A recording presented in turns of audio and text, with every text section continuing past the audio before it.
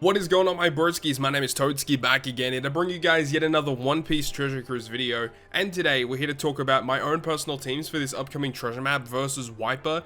And yeah, this treasure map looks relatively tricky. I mean, specifically looking towards the Intrusion battle, I think it's actually going to be relatively tricky for a lot of people out there. Even with the boosters, it's actually kind of a head scratcher in terms of how they want you to use some of these specials with the way that these characters are designed. It's a very, very odd structure for this treasure map. Hopefully the HPs of these bosses are far lower than the previous couple of treasure maps to accommodate for the fact that we have to use weaker captains, specifically talking about the booster Eneru, who only has a 3.5 times attack boost. So I really hope that, you know, the actual HP multipliers of some of these units that we have to come up against are a little bit easier to take on. But without further ado, let's go ahead and jump into my personal teams for this upcoming treasure map. Battle 1 versus Conis. We're going to be having Sugar as our main lead here, mainly due to the fact that we can use the Big Mom special, who is so good for this, as Big Mom special changes the block slots because we have a driven captain, and then also removes the rainbow shield and the damage threshold. And due to Sugar's effect to turn everyone into toy soldiers, we don't have to worry about the burn because the actual toy soldiers do not actually hit perfects.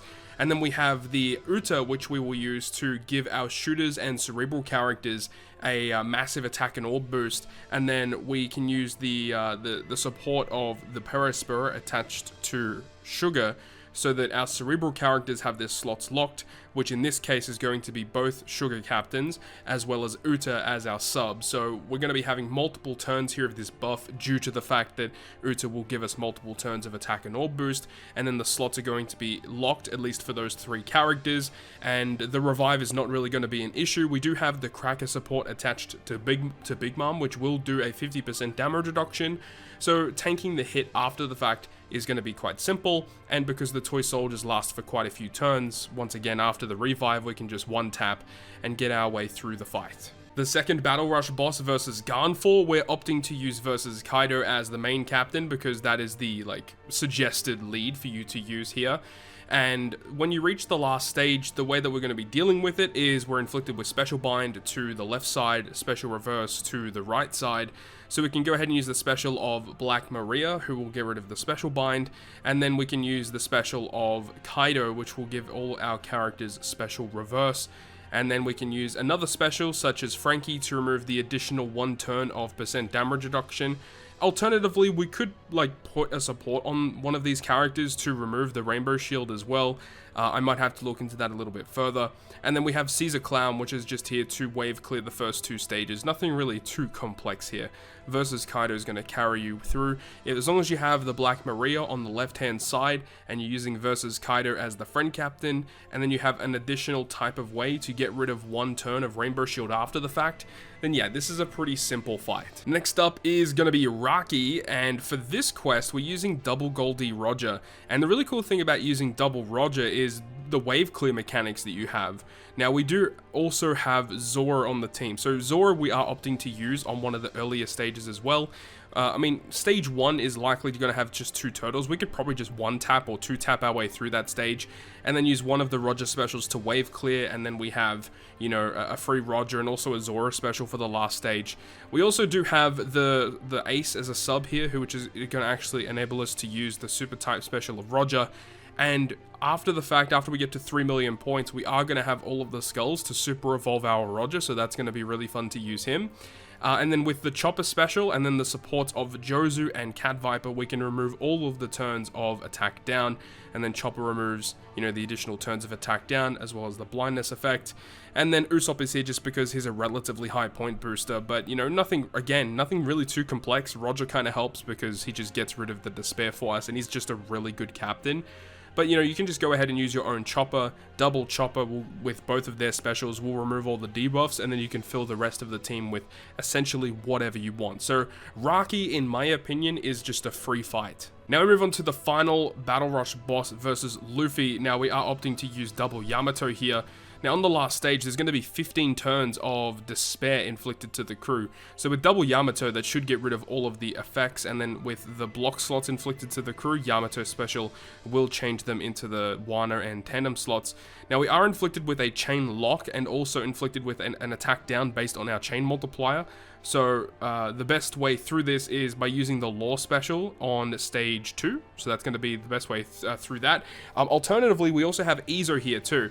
Ezo will wave clear stage 2 and also give us a 3.5 chain lock for multiple turns. So that when we reach the last stage, we're going to have a really high chain lock. So either Ezo or Law and Kid is going to help. Law and Kid is a relatively high point booster, which is why they're good for the team. The Sanji and the Zoro are not needed for this team at all. They're just here because they are, once again, pretty high point boosters. Yamato is really good because of the fact of the despair removal, and her special gives us massive damage output. But alternatively, if you don't have your own versus Yamato, you could just use Law and Kid as the captain. And remember that when you use his special ability, he has the captain ability, which removes additional turns of despair for a few turns. So you can use his captain special and then use Yamato as the other captain. When you reach the last stage, all of the despair is removed for you. So it's actually a pretty straightforward fight. You don't even need your own versus Yamato, but if you have it, it gives you more damage output for sure. And now we are here in the final boss versus Wyper. Now this team comp is a really interesting one, but this is essentially the highest point boost you can get if you don't have your own Eneru. I am opting to try and build with a friend captain Eneru in this team comp. And the way that we're going to get through it is on the second floor where we have paralysis slots. We're going to be using the special ability of Nami. Now, we do have this support attached to Nami, which is a treasure map rare recruit Usopp. A very odd unit, but his special or his support effect will say that when you use the special ability of the character, you get a defense down conditional boost, which is whatever, but the effect actually removes 1 turn of paralysis. So in this situation here, because we are inflicted with paralysis slots, you can remove paralysis slots by using a special effect that removes paralysis. Now, Nami as a captain does do that, but you're not actually inflicted with paralysis on top of getting the paralysis slots. So the way through this is by using the Nami special, the support will activate, the support removes paralysis, the paralysis slots are changed into matching, we are good to go. And then we can use the friend captain Eneru special, which will enable his wave clearing thing to just occur all the time, which is good. And then we can use the Gidatsu special. Now the Gidatsu, which is, who is it? Gidatsu, Shura, and Satori. We do have the support of Vivi attached to them, which is going to go ahead and give our Cerebral characters a 1.75 times orb boosting effect, which is really good. Alternatively, you could keep it for the last stage, but it is what it is. Clearing that stage should be pretty straightforward. Now, the Gidatsu special will remove the threshold, and then the Nami special gets around the Rainbow Shield. When we reach the last stage, we basically just launched everything. So we can use the Nami special again because we are inflicted with a lot of paralysis, which Nami will remove for us. Then her super type or her super class special removes the threshold, gives us the conditional boost. Her special removes the rainbow shield. Robin special essentially gets around the increased defense. And then with Enel as the friend captain, with his wave clearing and his end of turn damage stuff, we're going to be able to get through the resilience without too many issues. It is very annoying that it is 10 turns of resilience, because if it was 7 turns, you could just use Nami to get around it. Unfortunately, it is the best way forward if you have a lot of these other characters to just use NL as the friend captain, unfortunately. But overall, should be able to get through this fight. So now we get to the Intrusion battle versus Eneru. I'm not a big fan of this team, despite the fact this is the best team that you can use, essentially. If you don't own your own version of Eneru, you have to use the friend captain, which we are opting to do here. But we do have to do a little bit of stall, it looks like, on one of the stages. Now remember that even though you're seeing here Battle 4 and Battle 5, there are additional gimmicks that occur on Battle 2 and also on Battle 3. So on Battle 2, there is going to be increased defense. We are going to use the Eneru special on that stage, and then we're just going to be able just to attack, right? I'm not expecting the defense up to be too significant. If it is, though, then we may have to just stall one turn. We do have the support of this Brook attaching to Nami, which says that anytime the enemy puts up a defense increase, then it removes 2 turns of it. We could actually get around all of it by putting the Chopper and Usopp support on Robin, and by doing that, it does remove an additional turn of defense up, but if we do that, it makes it difficult later on. So Battle 3, there's just Resilience, which Eneru will be able to get around. Battle 4, there's going to be Bind on the top row, and then Delay Immunity and Rainbow Shield.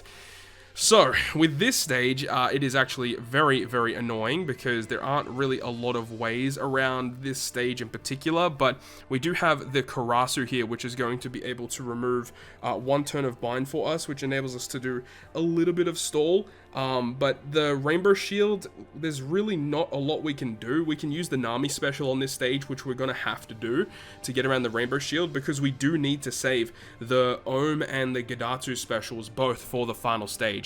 Because when we reach stage 5, 9 turns of Bind and Despair and Inflicted to the top row, which means that we do actually have to use the Ohm and the Gidatsu special twice in order to get around all of the Bind and Despair. Now yes, you can just use Legend Chopper on the team, which will remove all of it with 1 special. However, it does give you less points, so we'll have to see how this plays out. I may have to just switch it out and just use Chopper because it will make things a lot easier, but again, we'll just see how this team is able to perform on the last stage without having to use Legend Chopper, which is giving you less points. You're not allowed to use an orb boosting effect on the last stage, so realistically we can go ahead and use the super type of Robin, which will enable us to get an orb boost if she is switched into the captain spot, or alternatively we can use the strength VV support on the Gidatsu once again, which is probably not a terrible option, which will give us an orb boost. The enemy cannot react to that, so that is a way forward too. The Ohm special with the Whitey Bay will remove an additional 2 turns of Bind and Despair, which will make things a little quicker. I'm not too sure if it's even required, but it's just an option that we have access to, which is actually pretty nice. But ultimately, I'm kind of interested to see how this treasure map is even going to go. I'm kind of concerned for this intrusion battle. It does seem a little janky, and especially if we are opting to go relatively deep into the treasure map for grinding for materials or blue tickets. I think that this definitely will need a lot of tweaking as the treasure map moves forward. But those are all the teams that I've currently got planned for the upcoming treasure map versus Wyper. That's gonna wrap it up for me. Thank you so much for watching the video. If you guys did enjoy it, make sure to go ahead and leave a like, and if you want to stay up to date with all of the content that I post, including more One Piece Treasure Cruise content, make sure to hit the subscribe button down below. Other than that guys, I will see you guys within the next video.